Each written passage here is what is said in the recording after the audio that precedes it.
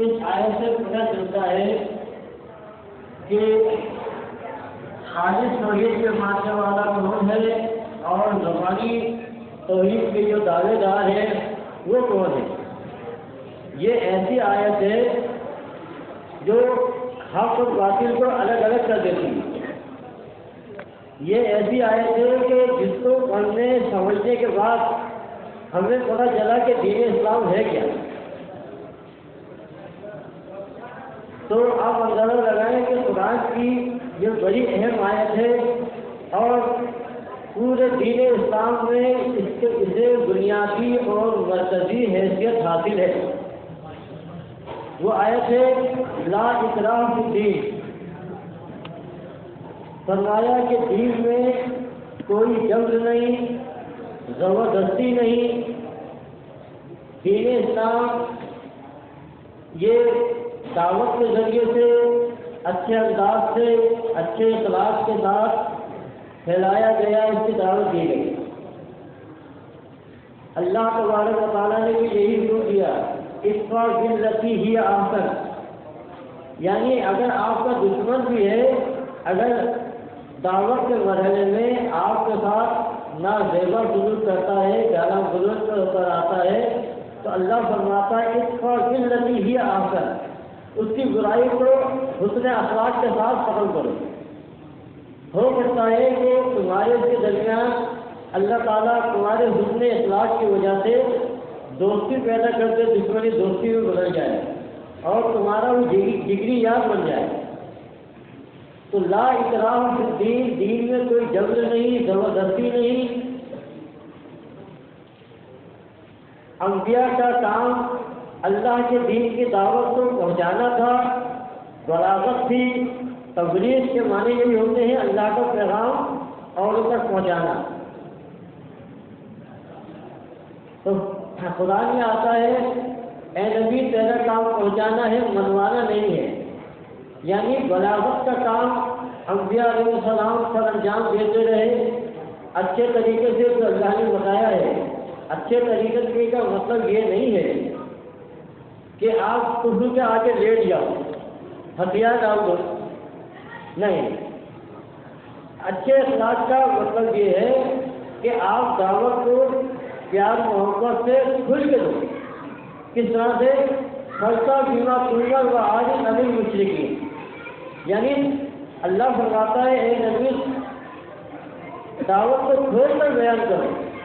وہ آج نبی مشرقین، مشرقین گالیاں دیں گے، پتھراؤ کریں گے، برا بھلا کریں گے، وہ آج نبی مشرقین، ان سے کنارہ کرو۔ انا کفینا تک نقصان نہیں، ہنسی اڑائیں گے، مذاق اڑائیں گے، اللہ ان کے لیے کافی ہے۔ لا اکراہ فی الدین، دین میں کوئی جنگ نہیں۔ قد تبین الرشد من الغی، یعنی قد تبین، یقیناً، بلا شبہ۔ تبین، تبین یہ لفظ بیان سے ہے، تبین جس کے معنی ہے بات کو کھول کے رکھ دے۔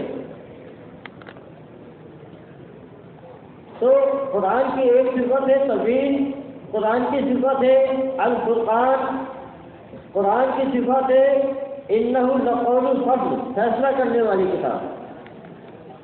تو یہاں اللہ تبارک و تعالیٰ فرماتا ہے کہ یہ کتاب واضح کرتی ہے، کھول دیتی ہے، کلیئر کر دیتی ہے قد تبین الرشد، ہدایت کو من الغی، گمراہی سے، یعنی قرآن ہدایت کو گمراہی سے الگ کر دیتا ہے، علیحدہ کر دیتا ہے، چھانٹ دیتا ہے۔ تو اللہ کی کتاب نے ایسا ہی کیا۔ یہود و نصارہ نے اللہ کی کتاب میں ملاوٹ کی، حق و باطل کی آمیزش کی۔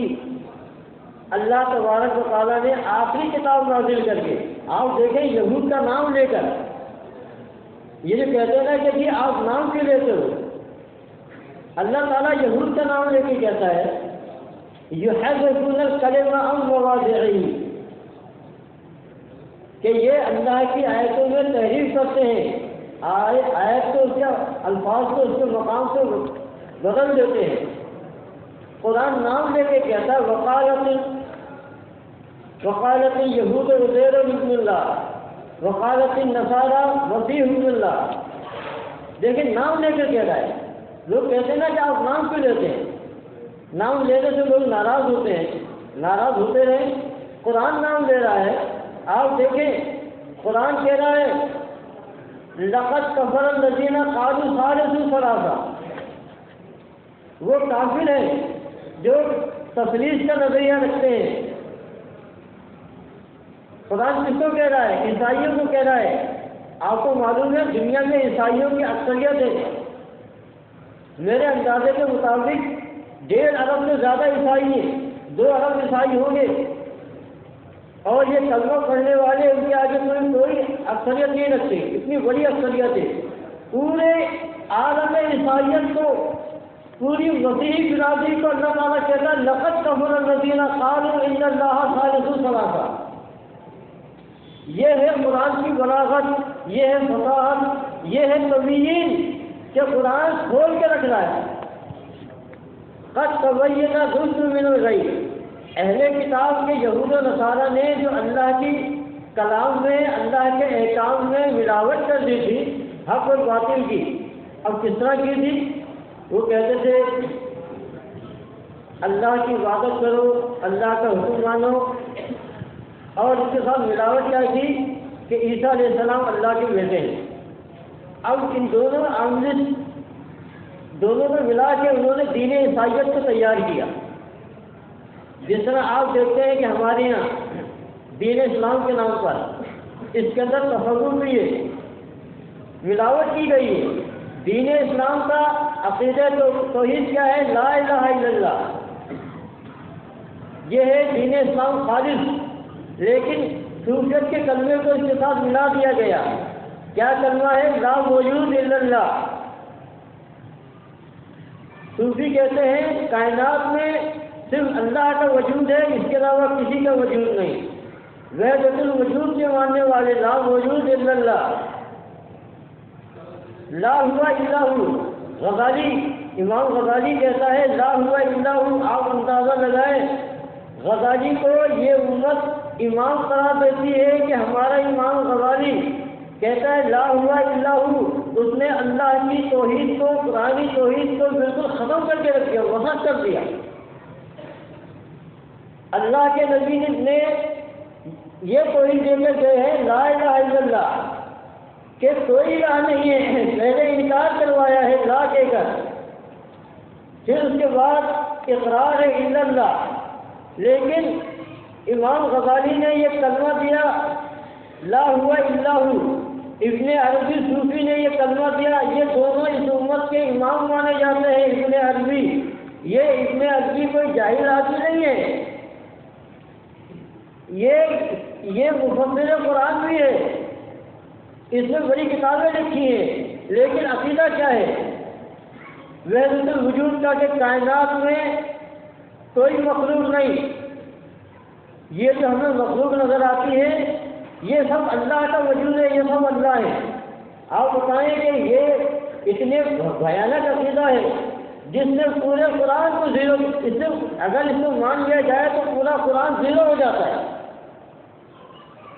قرآن نے فرق رکھا ہے خالق اور مخلوق کا. اللہ عبد ہے اور باقی سب معبود. اللہ معبود ہے، باقی سب اس میں بندے ہیں. اللہ خالق کے سب مخلوق ہے، اللہ راضی کے سب مرزوق ہے. لیکن صوفیت میں اس کو تو آپ دیکھیں جس طرح عیسائیوں نے عیسیٰ علیہ السلام کو ابن اللہ قرار دے کر اللہ کی ذات میں شریک کیا، تو اسی طرح امام غزالی اور یہ آپ کے ابن عربی، یہ عبد القادر جیلانی، علی حجویری، معین الدین چشتی، باید بستانی جو نعرہ لگاتے ہیں سبحانی ما اعظم شانی،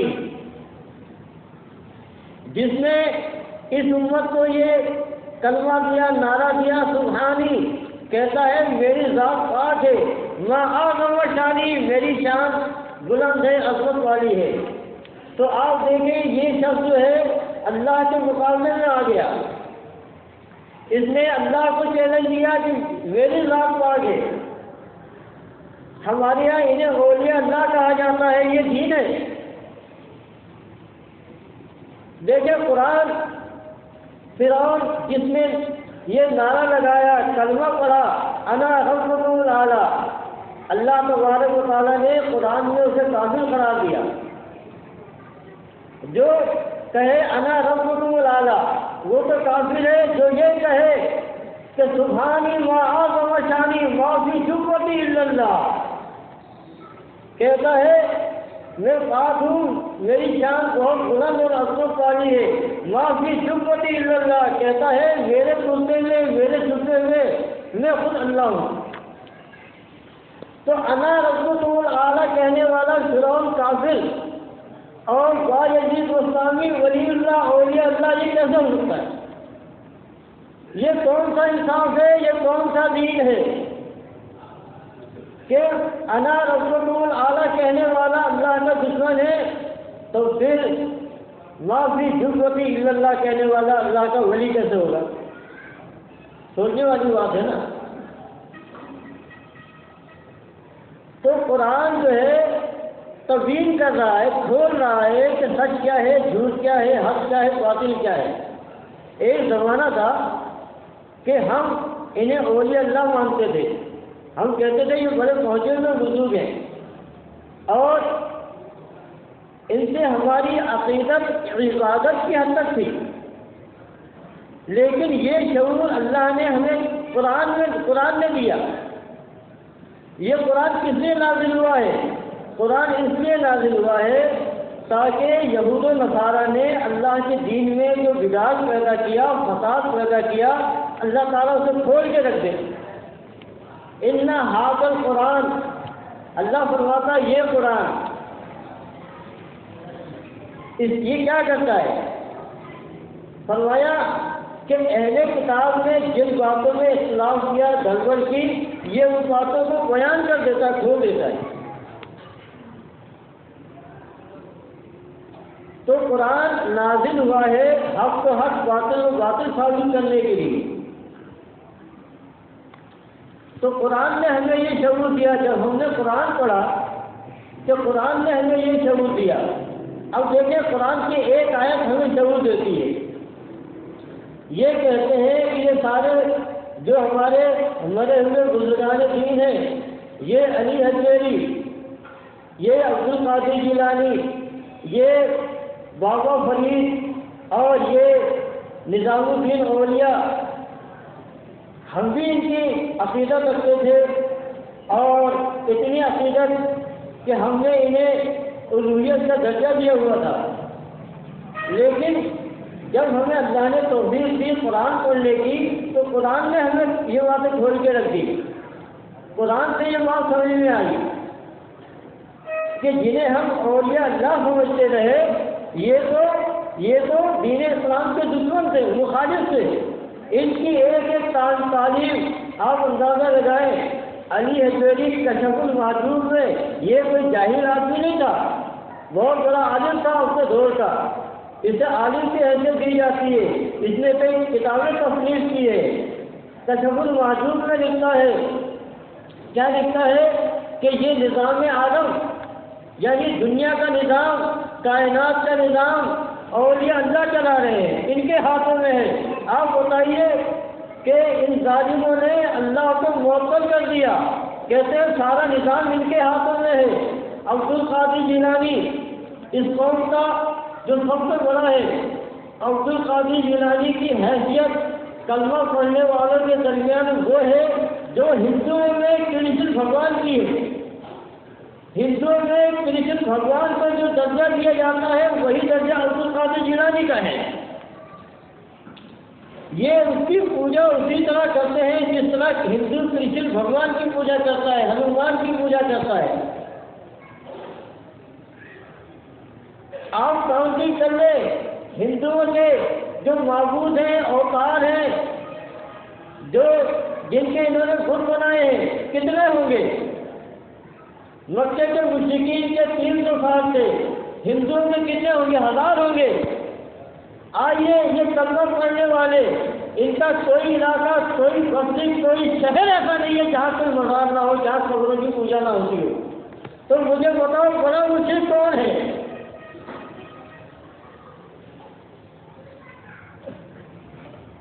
سب سے زیادہ شرک کرنے والی یہ امت ہے، یہ پورے سال کے 12 مہینے شرک کرتے ہیں۔ ہر مہینہ غیر اللہ کے نام پر ہے، اللہ کے نام پر کوئی مہینہ نہیں ہے۔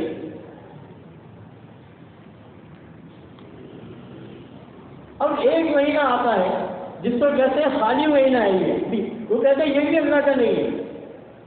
کیا کہتے ہیں؟ خالی ہے، یہ خالی وہ سفر کے مہینے کو کہتے ہیں۔ تو آپ اندازہ لگائیں کہ ان کی ایک ایک بستی میں ایک نہیں کئی مزارات ہیں، اور انہوں نے ان کمروں کو وہ مقام وہ حیثیت دی ہے جو حاجی حج جو کعبۃ اللہ کو دی جاتی ہے وہ حیثیت دی گئی ہے۔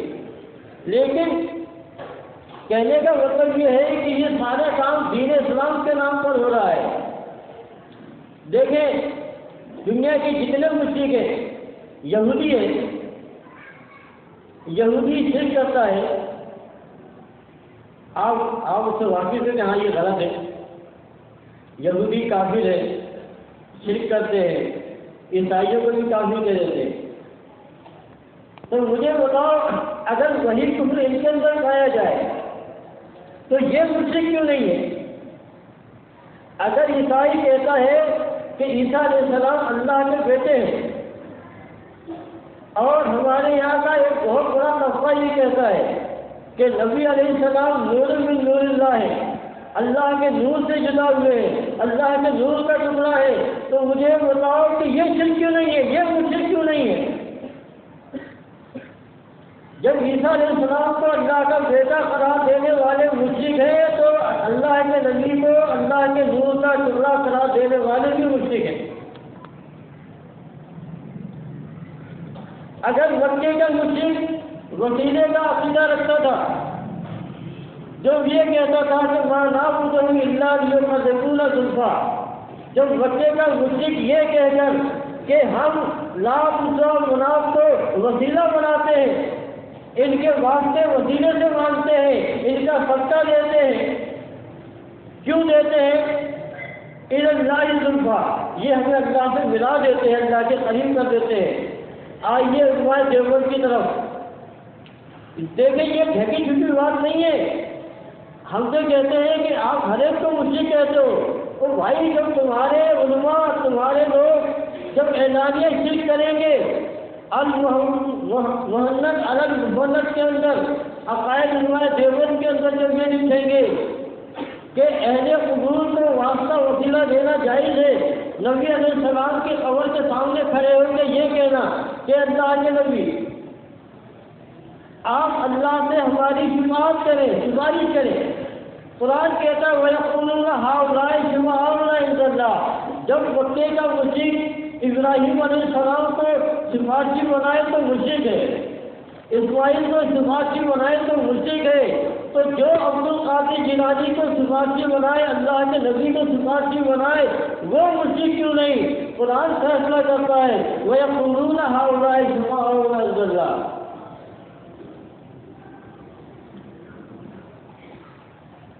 قرآن ان کے عقیدے کا اس کا فیصلہ کرتا ہے۔ قرآن کہتا ہے کیا تم اللہ کو اس بات کی خبر دیتے ہو جو نہ وہ زمین میں پاتا ہے نہ آسمان میں؟ قرآن کیا کہتا ہے؟ سبحانہ، یہ جو اللہ کے لیے انہوں نے واسطے وسیلے بنائے ہیں 360 معبودوں کے، ابراہیم علیہ السلام کو واسطہ وسیلہ بنایا ہے، ان کو سفارشی بنایا ہے۔ قرآن کہتا ہے سبحانہ، اللہ کی ذات پاک ہے، وتعالی عما یشرکون، ان کے شرک سے بلند ہے۔ دیکھیں ہم نہیں کہہ رہے شرک، یہ قرآن کہہ رہا ہے، یہ قرآن نے کہا یہ شرک ہے۔ تو یہ شعور ہمیں کہاں سے ملا؟ اللہ کی کتاب نے یہ شعور دیا۔ قد تبین الرشد من الغی، دیکھیں قرآن کے اندر ہدایت بھی ہے، اور قرآن نے یہ بھی بتایا کہ گمراہی کیا ہے۔ قرآن میں انبیاء علیہ السلام کے تعلیمات بھی ہیں، ان کا طریقہ کار بھی ہے، ان کا کردار بھی ہے، ان کا عقیدہ بھی ہے۔ اور قرآن میں یہ بھی ہے کہ فرعون کا کیا عقیدہ تھا، حامان کا کیا تھا، سامری کا کیا عقیدہ تھا، ابو لہب کا کیا عقیدہ تھا. قرآن دونوں کو بیان کر رہا ہے، الگ الگ کر رہا ہے. قد تبین الرشد من الغی.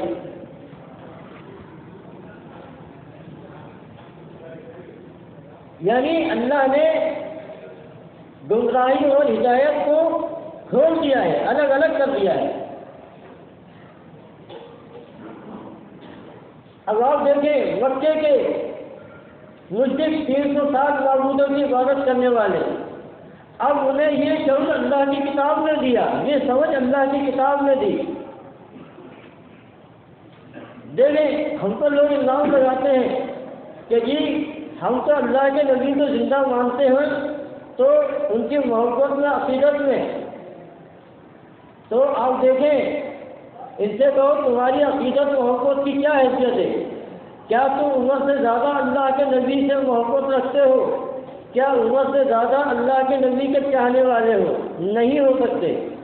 تو اللہ کے نبی کا چاہنے والا امت کا ولی نمبر 2 جب نبی علیہ السلام کی وفات کی خبر سنتا ہے عمر بن خطاب، تو وہ بھی جو کہ جذبات میں یہ کہہ جاتا ہے ما مات النبی صلی اللہ علیہ وسلم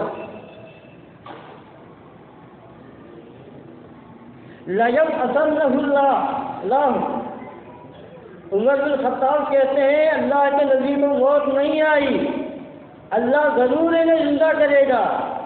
اب آپ دیکھیں امت کا نمبر 1 ولی ابو بکر رضی اللہ عنہ آتے ہیں، انہیں خبر ملتی ہے، وہ اپنی بیٹی کے حجرے میں جہاں نبی علیہ السلام کی میت رکھی ہوئی ہے اندر داخل ہوتے ہیں. عمر کی یہ بات سن کے کہ ماں مات النبی صلی اللہ علیہ وسلم، اللہ انہیں دوبارہ زندہ کرے گا.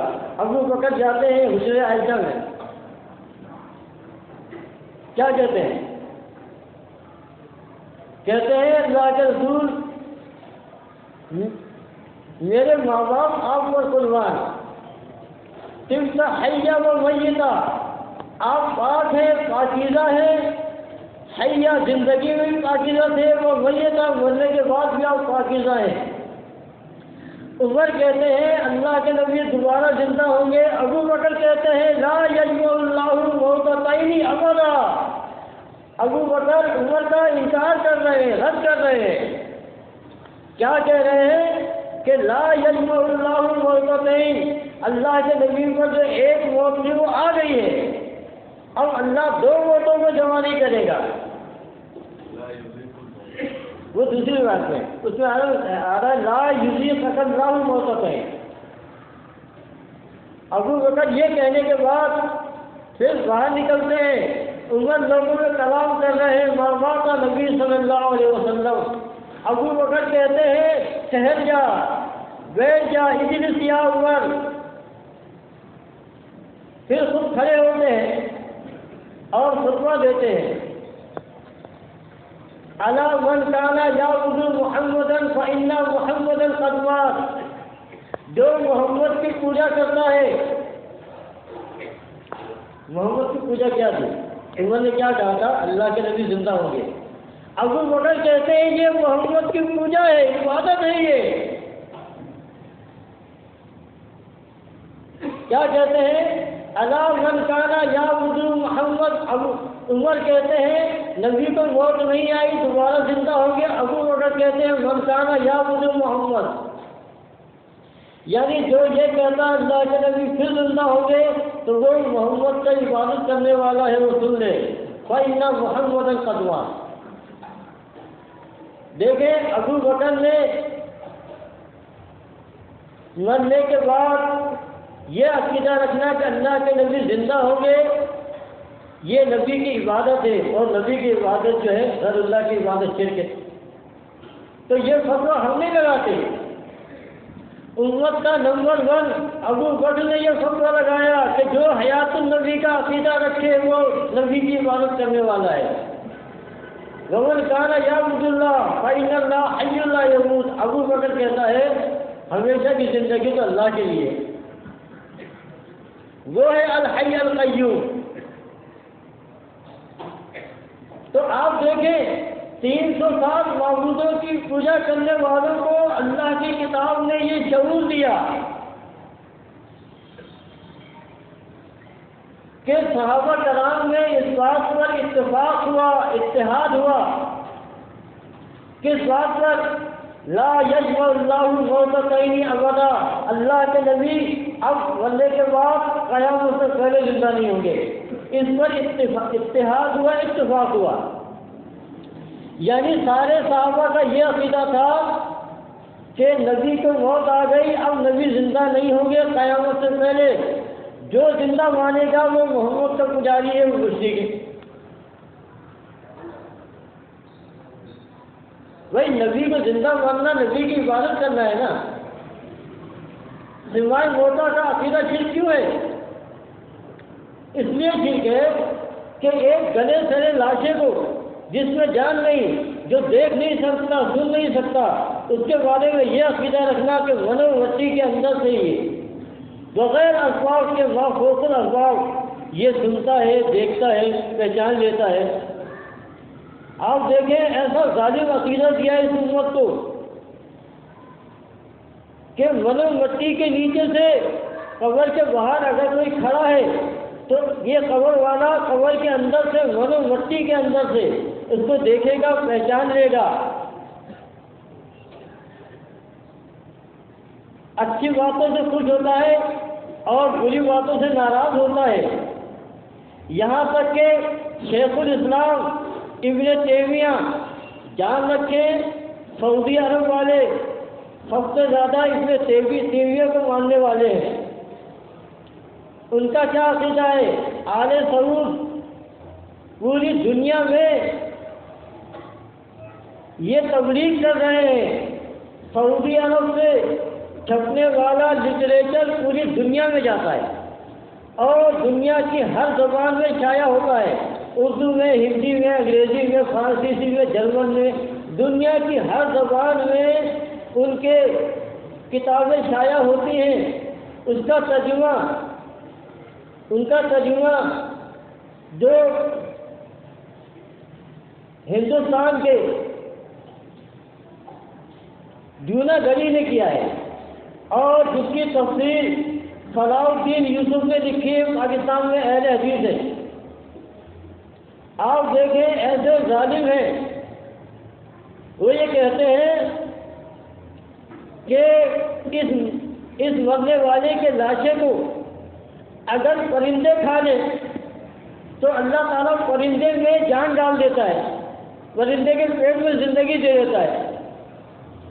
اگر جل کے راکھ ہو جائے تو اس کے ذرات میں زندگی پیدا ڈال دیتا ہے اللہ تعالیٰ۔ اگر جانور کھا جائے تو جانور کے پیٹ میں اس کو اللہ تعالیٰ زندگی دے دیتا ہے۔ آپ اندازہ لگائیں کہ ایسا مشرک کون ہوگا دنیا میں؟ یار ہندو بھی یہ بات نہیں کہے گا کہ ذرات کے اندر زندگی ڈال دیتا ہے۔ تو بھائی زندہ انسان کو اگر اس کو جلا کے راکھ کیا جائے گا تو روح رہے گی اس کے اندر؟ روح کبھی بھی ذرات کے اندر نہیں آتی، روح انسان کے وجود میں آتی ہے، ذرات میں کہاں سے آئے گی؟ اگر کسی انسان کے ٹکڑے ٹکڑے کر دو روح رہے گی، نکل جائے گی۔ تو آپ دیکھیں یہ ایسے مشرک ہیں کہ انہوں نے مرنے والے کی ذرات کو میں بھی زندگی ڈال دی۔ یہ قرآن کی ایک ایک بات کا ٹکڑ ہے۔ قرآن تو کہتا ہے اموات غیر احیاء، یہ میت ہے، ان میں جان کی رغبت بھی باقی نہیں۔ یہ اللہ کا فیصلہ ہے، لیکن سعودی عرب والوں کا فیصلہ ہے، آل سعود کا فیصلہ ہے کہ اللہ کے نبی قبر میں زندہ ہیں۔ اگر کوئی درود پڑھتا ہے تو اللہ تعالیٰ ان کی روح کو لوٹا دیتا ہے اور وہ اس کے سلام کا جواب دیتے ہیں۔ مجھے بتاؤ اتنا ظالم عقیدہ ہے کہ ایک دن میں اگر 10,000 افراد، یہ میں کم بتا رہا ہوں، حج کے موقع میں لاکھوں ہوتے ہیں نا درود پڑھنے والے، وہ بھی نہیں جاتے۔ ایک دن میں اگر 10,000 افراد درود پڑھیں گے، سلام پڑھیں گے، تو سعودیوں کا عقیدہ ہے کہ اللہ تعالیٰ نبی کی روح کو لوٹاتا ہے۔ اور اللہ کے نبی اس کے سلام کا جواب دیتے ہیں۔ مجھے بتاؤ کیا اللہ کے نبی ایک دن میں 10,000 مرتبہ مرتے ہیں جیتے ہیں، مرتے ہیں جیتے ہیں؟ آپ دیکھیں کہ کتنا بھیانک عقیدہ ہے۔ اللہ کے نبی نے تو بتا دیا کہ میں وفات کے بعد اس مدینے والی قبر میں نہیں، جنت کے اعلیٰ مقام میں چلا جاؤں گا، اور یہ اس قبر کے اندر ضرور لوٹاتے ہیں۔ اللہ فرماتا ہے وَمِن وَرَائِهِمْ بَرْزَخٌ إِلَىٰ يَوْمِ يُبْعَثُونَ۔ تو دیکھیں یہ عقیدہ ان کا قرآن کے خلاف، صحابہ کے خلاف، پورے صحابہ کا اجماع اتفاق، قرآن کی آیت کے خلاف، إِنَّكَ مَيِّتٌ وَإِنَّهُم مَّيِّتُونَ۔ اور آپ دیکھیں حدیث کے اندر بڑا کلیئر آتا ہے، بڑا کلیئر آتا ہے نبی علیہ السلام کے وفات کے متعلق۔ عائشہ رضی اللہ عنہ ایک روایت میں آتا ہے قبض روح النبی صلی اللہ علیہ وسلم، وہ کہتی ہیں نبی صلی اللہ علیہ وسلم کی روح کو قبض کیا گیا۔ ایک روایت کے الفاظ ہے نزغ روح النبی صلی اللہ علیہ وسلم، اللہ کے نبی کے جسم سے روح کو کھینچ کے نکال دیا گیا۔ نزغ کے کہتے ہیں کسی چیز کو کھینچ کے نکال لینا۔ تو دیکھیں کتنا کلیئر کٹ آ رہا ہے حدیث کے اندر کہ نبی کی روح کو ان کے جسم سے نکال دیا گیا۔ لیکن اس امت میں ایسے قرآن کے انکار کرنے والے، میں کسی جاہل کی بات نہیں کرتا، بانی مسلک دیوبند مولانا قاسم نانوتوی یہ کوئی معمولی شخصیت تو نہیں ہے جن کے بارے میں دیوبندیوں کا یہ عقیدہ ہے، یعنی دیوبندیوں کا یہ عقیدہ ہے کہ قاسم نانوتوی مرنے کے بعد اسی دنیاوی جسم کے ساتھ مدرسے دیوبند میں تشریف لیا ہے۔ آپ دیکھیں اتنے گندے تو بریلوی بھی نہیں ہے، کوئی بریلوی یہ نہیں کہتا کہ احمد اعظم مرنے کے بعد دنیاوی جسم کے ساتھ بریلوی کے مدرسے میں تشریف لے آیا، لیکن دیوبند یہاں تک گئے ہیں کہ قاسم نانوتوی مرنے کے بعد جذب انسری کے ساتھ اشرف تھانوی لکھتے ہیں حکایات ولیہ میں کہ یا تو ایسا ہوا کہ ان کی روح ان کے مثالی جسم میں، یا پھر ان کی روح نے خود دنیاوی جسم کو بنا لیا اور وہ مدرسے تشریف لے گئے۔ آپ دیکھیں قرآن یہ کہتا ہے کہ جو بھی مر جاتا ہے آج تک کوئی دنیا میں واپس نہیں آیا۔ قرآن کہتا ہے انہم الیہ لا یرجعون، ایسا ہوا ہی نہیں اس کائنات کے اندر، اس زمین کے اوپر کہ جو مرا ہے وہ کبھی مرنے کے بعد واپس آیا۔ ایسا ممکن نہیں ہے، یہ اللہ کا قانون نہیں ہے، یہ اللہ کی سنت نہیں ہے، یہ اللہ کا طریقہ نہیں ہے۔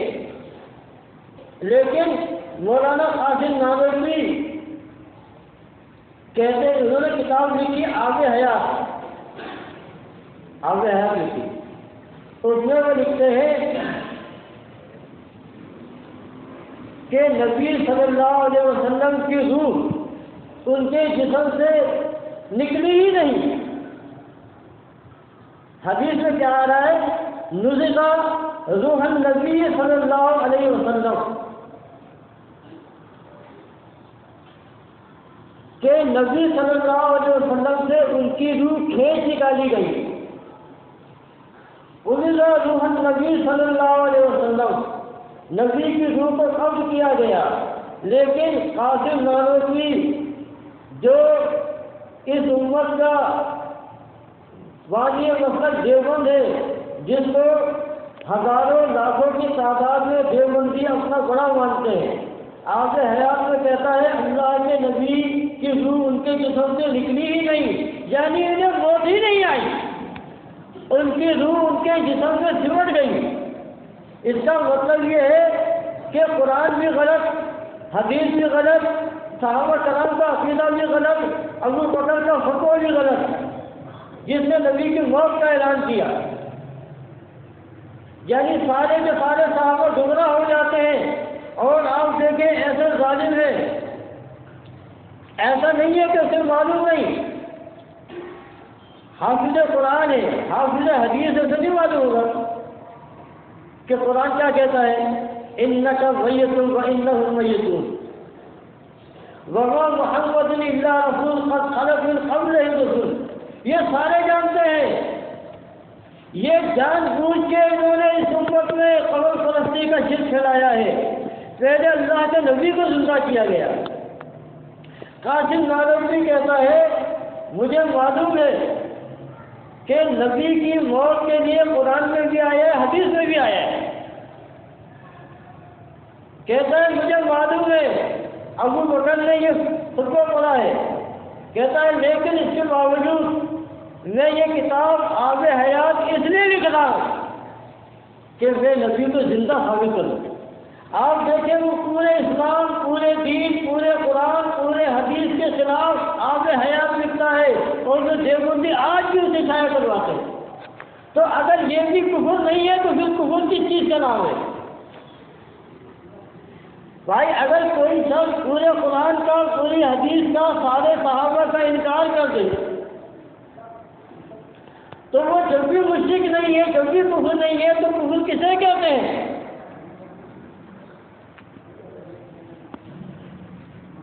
اہل حدیث کے جنہوں نے اس مسلک کی بنیاد رکھی ہے، میاں نذیر دہلوی، ہندوستان میں انگریزوں کے دور حکومت میں مسلک اہل حدیث کی بنیاد رکھی گئی۔ غالباً یہ 1840-45 یا 50 کی بات ہے، یعنی تینوں مسالک دیوبند، بریلوی، اہل حدیث انگریزوں کے دور میں وجود میں آئے۔ اچھا دلچسپ بات یہ ہے کہ تینوں ایک دوسرے میں الزام لگاتے ہیں۔ بریلوی کہتے ہیں دیوبندی انگریزوں کے ایجنٹ سے، دیوبندی کہتے ہیں اہل حدیث انگریزوں کے ایجنٹ سے، تینوں ایک دوسرے میں الزام لگاتے ہیں۔ ہم کہتے ہیں تم تینوں انگریزوں کی پیداوار ہو، تمہارا مسلک بنایا ہی اسی لیے گیا ہے کہ تم کلمہ پڑھنے والوں کو پورے کا پورا مرشد بنا دو۔ تو آپ دیکھیں اس نے اہل حدیثوں کو یہ عقیدہ دیا، کیا عقیدہ دیا؟ کہ اللہ کے نبی ہر جگہ موجود نہیں، یہ جو غریبی کہتے ہیں نا ہر جگہ حاضر ہے، ناظر ہے، کہتا ہے کہ اللہ کے نبی کی روح ہر جگہ، ہر مقام پر دورہ یا گشت نہیں کرتی، ہر جگہ موجود نہیں ہے، لیکن اگر نبی کی قبر کے پاس کوئی درود پڑے اللہ کے نبی اپنے کانوں سے سنتے ہیں، دور سے فرشتے پہنچا دیتے ہیں۔ اب بریلوی دیوبند کے اندر اہل حدیث میں اختلاف کیا ہے؟ دونوں نبی کا سوا مانتے ہیں، دونوں کہتے ہیں اللہ کے نبی سنتے ہیں، دونوں کا عقیدہ ہے درود کے اعمال نبی پر پیش ہوتے ہیں، دونوں کا عقیدہ ہے زندہ ہے۔ فرق کیا ہے؟ بریلوی کہتے ہیں اللہ کے نبی ہر جگہ ہے، ہر جگہ سے سنتے ہیں، اگر پاکستان سے پکارا جائے، درود پڑھا جائے، اللہ کے نبی سنتے ہیں، ہندوستان سے سن لیتے ہیں۔ اہل حدیث کہتے ہیں کہ نہیں ہر جگہ سے نہیں، لیکن نبی کی خبر کے پاس کوئی پڑھے تو سن لیتے ہیں۔ فرق کیا ہے؟ دونوں مشرک ہیں، فرق کیا ہے؟ ایک دور اور نزدیک سے سننے والا مانتا ہے، بریلوی کہتا ہے ہر جگہ سے سنتے ہیں، اہل حدیث سعودیہ والے کہتے ہیں ہر جگہ سے نہیں، خبر کے پاس سنتے ہیں۔ فرق کیا ہے؟ دور اور نزدیک کا، دونوں سننے کے قائل ہیں۔ قرآن کہتا ہے انک لا تسمع الموتى، تم مردے کو نہیں سنا سکتے۔ قرآن کہتا ہے وما انت بمسمع من فی القبور، تم اہل قبور کو نہیں سنا سکتے۔ قرآن کہتا ہے لا یسمع دعاءکم، یہ تمہاری پکاروں کو نہیں سنتے ہیں۔ یہ اللہ کا فیصلہ ہے، اللہ کی کتاب کا فیصلہ ہے، لیکن اس فیصلے کے خلاف آج دیوبند، بریلوی، اہل حدیث تینوں مسالک ثلاثہ اس بات پر متفق ہے کہ قرآن بھی غلط ہے، حدیث بھی غلط ہے۔ یہ اللہ کے نبی زندہ ہیں، سنتے ہیں، سارے مردے سنتے ہیں۔ تو آپ دیکھیں اس امت کی تو اس طرح سے برباد کیا گیا۔ جب کوئی امت، کوئی کلمہ پڑھنے والا اب جب اعلانیہ اللہ کے ساتھ شرک کرے گا، نافرمانی کرے گا، اللہ کے احکامات سے بغاوت کرے گا، آخر کیا جرم تھا یہود کا، جس کے لیے اللہ نے قرآن میں بتایا کہ یہ یہودی یہ ہمیشہ اللہ کے غضب کا شکار رہیں گے،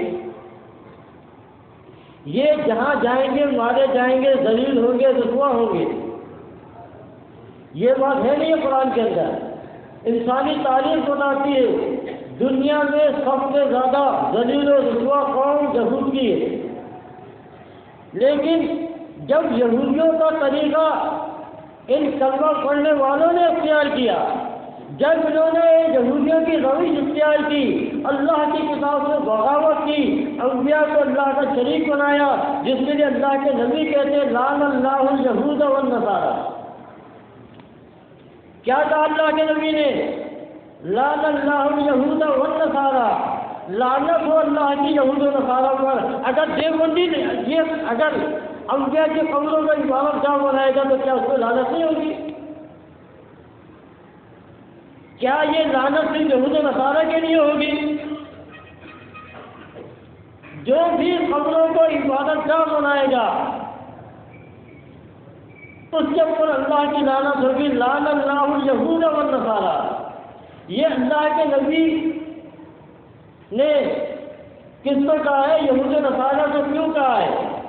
کہ وہ انبیاء کی نیک لوگوں کی قبروں پر عبادت کیا کرتے تھے، سجدے و طواف کیا کرتے تھے، میلے لگاتے تھے۔ اور یہ اللہ کے نبی نے کس موقع میں کہا؟ حدیث میں آتا ہے کہ وفات سے 7 دن پہلے اور اپنی وفات سے 3 دن پہلے آپ کی زبان کو یہی تھا کہ اللہ کی لعنت ہو یہود و نصارہ پر۔ مجھے بتائیں کہ یہودی اگر قبروں کی عبادت کرے، پرستش کرے تو ان کے اوپر لعنت ہوگی، اور اگر ہماری قوم قبروں کی پرستش کرے انبیاء کی قبروں پر تو کیا اس کے اوپر رحمت ہوگی؟ تو یہود نے کیا کیا؟ اللہ کی کتاب سے بغاوت کی، اللہ نے انہیں دنیا میں ذلیل کیا۔ تو جو رسوائی ذلت یہود کے ساتھ تھی، جب وہی روش اس امت کے احبار و رہبان نے اختیار کی، جب انہوں نے فتویٰ دیا اللہ کے نبی زندہ ہیں، سنتے ہیں، درود و سلام سنتے ہیں، امت کے اعمال پیش ہوتے ہیں، مجھے بتاؤ امت کے اعمال کیا اللہ کے نبی پر پیش ہوں گے؟ اگر ایک وقت میں 1,00,000 آدمی نبی پر درود پڑھیں گے تو کیا اللہ کے نبی سب کی سنیں گے؟ کیا درود دعا نہیں ہے؟ درود دعا ہے۔ دعا کو سننے والا کون ہے؟ اللہ تبارک و تعالیٰ۔ دعا کس سے کی جاتی ہے؟ اللہ سے کی جاتی ہے۔ اور تمہاری دعا، تمہارے معاملات کہاں جاتے ہیں؟ قرآن فیصلہ کرتا ہے الیہ یرجع الامر کلہ، کہ تمہارے سارے اعمال اللہ کی طرف جاتے ہیں، درود کے بھی، سلام کے بھی۔ اللہم صلی علی محمد۔ دیکھیں یہ درود ہم پہلے بھی پڑھتے تھے، لیکن ہمیں یقین کریں ہم یہ سمجھتے تھے کہ یہ اللہ کے نبی کو تحفہ جا رہا ہے، فرشتے مدینے لے جا رہے ہیں، کیونکہ ہم نے قرآن نہیں پڑھا تھا۔ لیکن جب ہم نے قرآن پڑھا، قرآن کی آیت پڑھی کہ تمہارے سارے اعمال اللہ کی طرف جاتے ہیں، اللہ دعاؤں کو سننے والا ہے۔ وقال ربکم ادعونی استجب لکم۔ اللہ کے نبی استجابت نہیں کرتے، اللہ کے نبی قبر کے اندر سلام کا جواب نہیں دیتے، درود و سلام کو قبول نہیں کرتے۔ اللہ تبارک و تعالیٰ دعاؤں کو سننے والا ہے۔ اجیب دعوت الداعی اذا دعان۔ یہ مشرک کہتے ہیں کہ اللہ کے نبی درود و سلام کی دعاؤں کو سنتے ہیں، جواب دیتے ہیں۔ قرآن کہتا ہے اجیب تمہاری دعاؤں کو سنتا ہے اور جواب دیتا ہے۔ تو دیکھیں کتنا فرق ہے قرآن کے اندر۔ یہ کہتے ہیں نبی پر امت کے اعمال پیش ہوتے ہیں۔ قرآن میں اللہ تبارک و تعالیٰ فرماتا ہے یوم یجمع اللہ الرسل، کہ جب ہم قیامت کے دن تمام رسولوں کو جمع کریں گے اور پھر ان سے کہیں گے ماذا اجبتم، تمہاری امت کے لوگوں نے کہاں تک تمہاری بات مانی، تمہیں کیا جواب دیا، تمہاری بات کو کہاں تک قبول کیا۔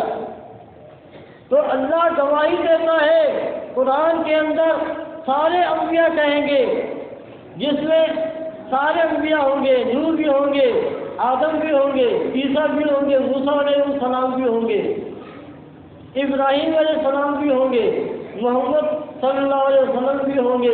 سارے انبیاء کہیں گے قالوا لا علم لنا،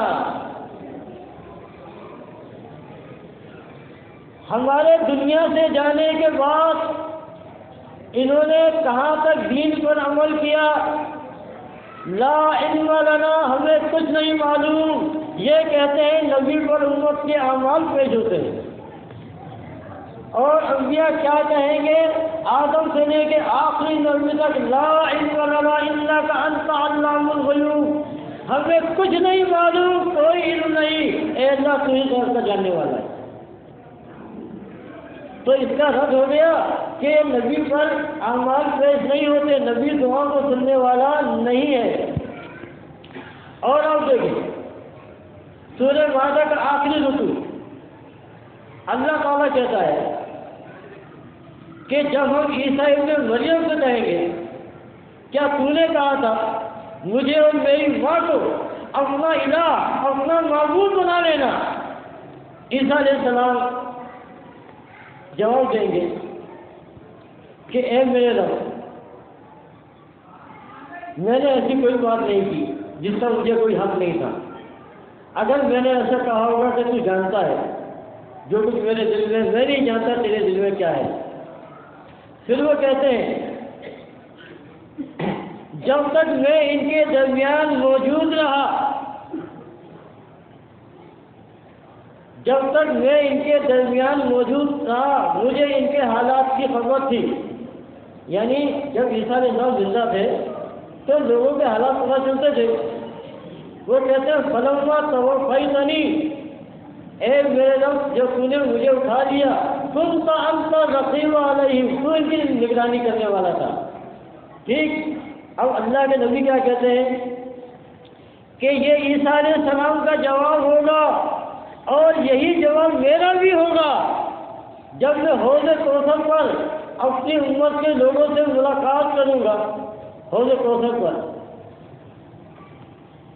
تو نبی علیہ السلام فرماتے ہیں میں دیکھوں گا میری امت کے لوگوں کو، کچھ لوگوں کو فرشتے جہنم کی طرف گھسیٹے لیے جا رہے ہیں۔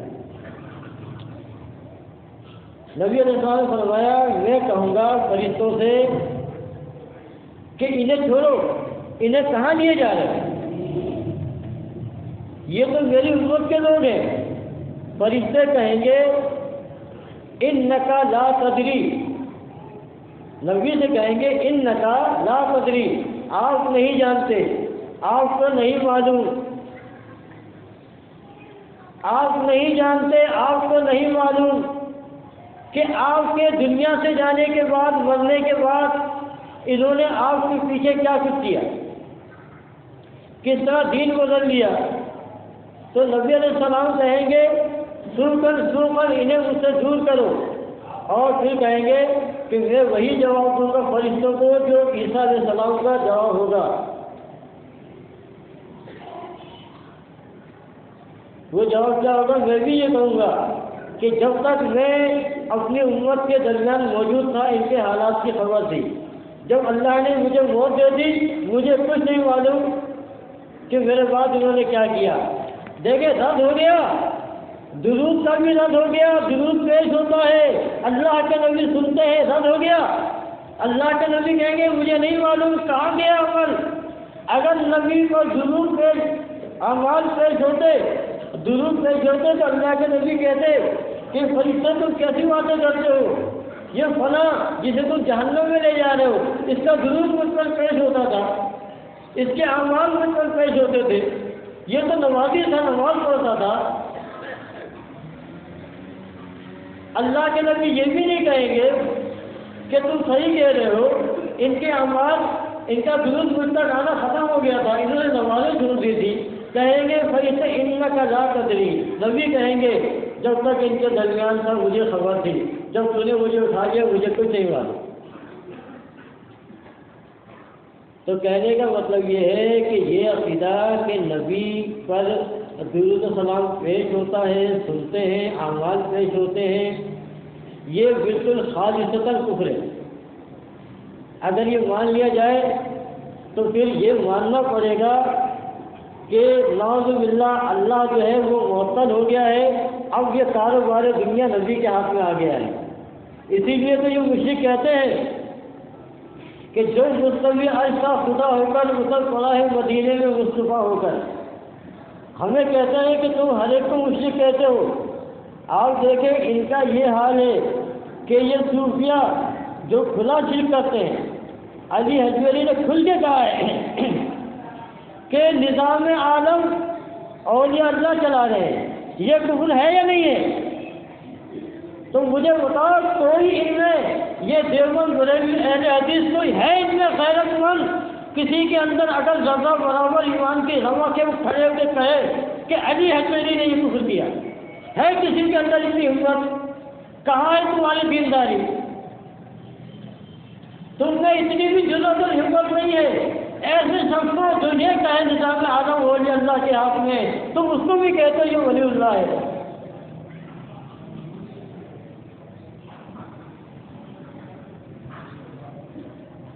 قرآن یہی تو کہہ رہا ہے، یہ تلبیس حق و باطل ہے کہ تم ایمان اور کفر کو ایک ساتھ ملا رہے ہو۔ ایک طرف کہتے ہو دعاؤں کو سننے والا اللہ ہے،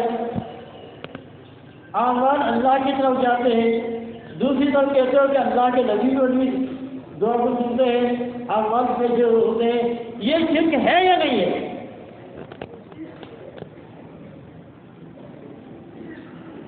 چلو علی حجویری کے شرک کو تو مان لو کہ اس نے شرک کیا۔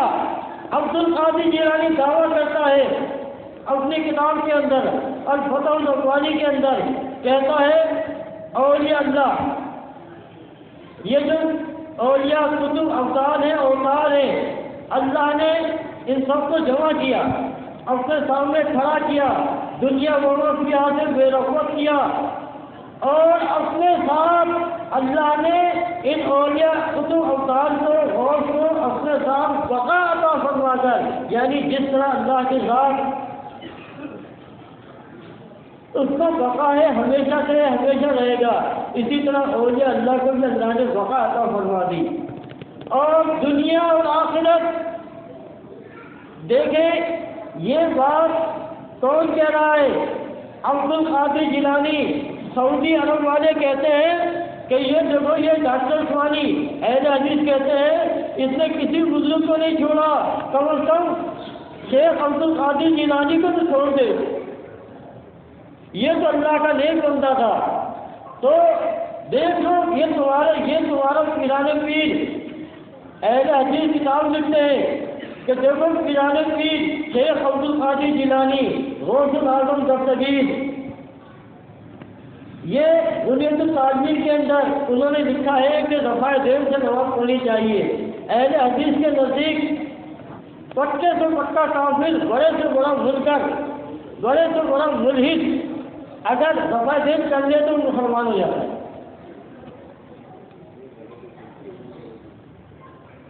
تو آپ دیکھیں ایسا شخص کہتا ہے اللہ نے دنیا اور آخرت ساری مخلوق اپنے اولیاء اللہ کے ہاتھ میں دے دی۔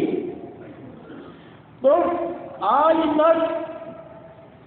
تک پورے آل سعود کی زبان بند ہے۔ یہ جو آج کل یہ سوشل میڈیا میں نظر آتے ہیں توصیف الرحمان اور یہ تمہارے قاضی خلیل الرحمان، ارے ان کو شرم نہیں آتی؟ یہ انتہائی بے غیرتی ہے۔ ایسے شخص کو تم کہتے ہو مسلمان ہے جو کہتا دنیا اور آخرت اولیاء اللہ کے ہاتھ میں، یہ کون سا اسلام دے رہے ہو تم؟ یہ کھلا شرک ہے، یہ بےمانی ہے، فراڈ ہے۔ یہ سارے مولوی نوسط باغ فراڈی ہیں، پیروکے ہیں، انہوں نے داڑھی اور جھمکے کی آڑ میں لوگوں کو گمراہ کیا ہے، کلمہ پڑھنے والوں کو مشرک بنایا ہے، دین اسلام کے نام پر مشرک بنایا ہے، نبی کی قبر کی پوجا کروائی ہے، علی حجویری کی پوجا کروائی ہے، عبد القادر جیلانی کی پوجا کروائی ہے۔ آج ایک شیعہ سے میری بات ہوئی، وہ کہنے لگا کہ آپ ہمیں کہتے ہو گمراہ، قبر پرست کہتے ہو۔ وہ کہتا ہے کہ بھائی ہمارے تو 12 امام ہے نا، 11 امام، ایک تو غائب ہے، تو ہمارے تو 11 کمرے ہیں نا، تمہارے سنی تو ہزاروں لاکھوں کمروں کی پجاری ہیں، ہم تو 11 کمرے کی پوجا کرتے ہیں۔ کربلا میں جو مارے گئے چلو ان کے قبر ہے نا، وہ کہتے ہیں سنی ہم سے زیادہ قبر پرست ہے۔ ایک شیعہ مجھ سے کہتا ہے کہ سنی ہم سے زیادہ مشرک ہے، یہ ہزاروں قبروں کا پجاری ہے، ہمارے تو تھوڑی ہوا۔ تو بات تو اس کی صحیح ہے۔ تو کہنے کا مطلب یہ ہے کہ بھائی اگر اللہ کی کتاب کو مانتے ہو تو پھر اللہ کی کتاب کا فیصلہ مانو۔ اللہ کے نبی مدینے والی قبر زندہ نہیں ہے، درود و سلام امت کے اعمال پیش نہیں ہوتے، اللہ کے نبی حدیث کے مطابق جنت کے اعلیٰ مقام پر ہے، آپ کی روح جنت کے اعلیٰ مقام پر ہے، اس قبر میں میت ہے، یہاں کوئی زندگی نہیں ہے قیامت تک کے لیے۔ یہ ہمارا فیصلہ نہیں ہے، یہ کتاب اللہ کا ہے، یہ حدیث کا فیصلہ ہے، اور یہ فیصلہ پوری صحابہ کرام کا ہے۔ یہ آج کل یہ باتیں کرتے ہیں کہ جی ہم سلفی ہیں، اہل حدیثوں نے ایک نئی چال چلی ہے، نئی تو نہیں پرانی ہے، کہتے ہیں کہ ہم سلفی ہیں۔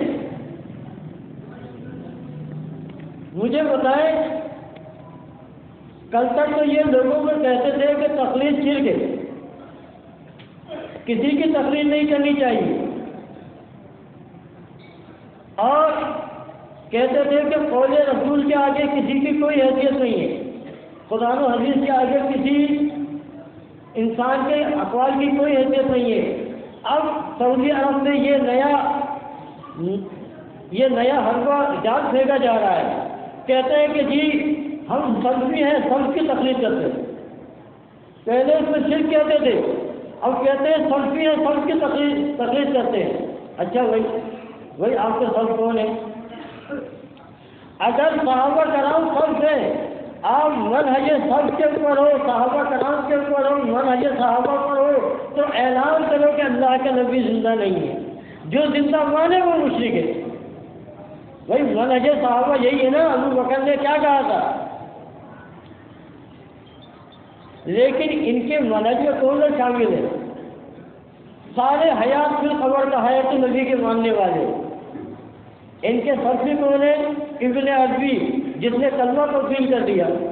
ان کے سلفی کون ہیں؟ جلال الدین سیوطی، جو رسوائے زمانہ انتہائی بہت عقیدہ شخص گزرا ہے۔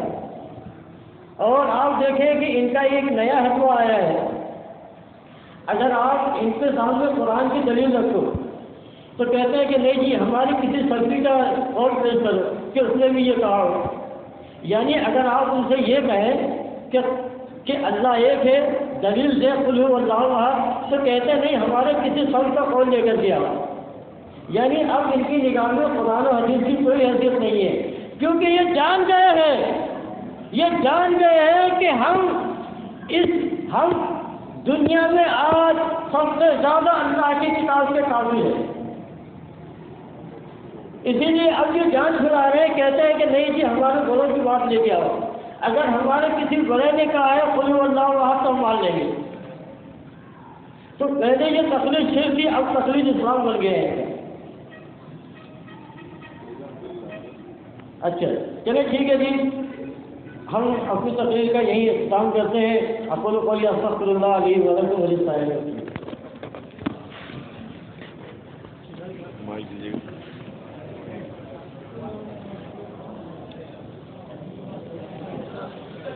ماشاء اللہ صحیح بات کرنے گرم تھا روانی سے جا رہے تھے لیکن انتظامی کی طرف سے مجھے زور تھا کہ حلوہ 2 بار گرم کیا جا چکا ہے گرم کیا